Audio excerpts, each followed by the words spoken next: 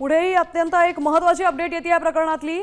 एक महिला प्राध्यापक आता रडारवर असल्याची माहिती मिळते। सीबीआयच्या चौकशीत नव्या नावाचा मोठा खुलासाही होणार आहे। संबंधित महिला प्राध्यापक एनटीए समितीमध्ये तज्ञ असल्याची माहिती आहे। तर केमिस्ट्री विषय तज्ञ प्राध्यापकाची चौकशी आता या संदर्भात सुरू झालेली आहे।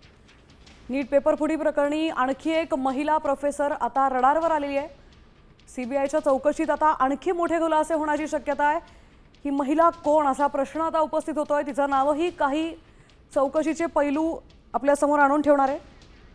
आपले प्रतिनिधी अक्षय बडवे आपल्या सोबत जोडले गेलेत। अक्षय, आता आणखी एक महिला प्रोफेसर सीबीआयच्या रडारवर असल्याची माहिती मिळते।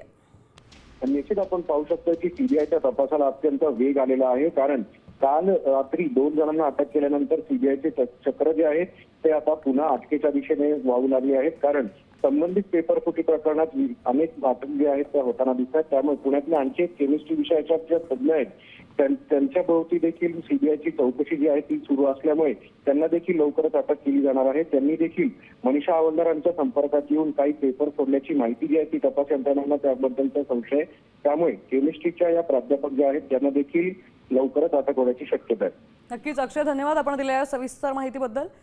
तर ही महिला जी सीबीआयच्या रडारवर आहे ती आता केमिस्ट्री विषय तज्ञ असल्याची माहिती मिळते। त्या एनटीएच्या समितीतही ती होती।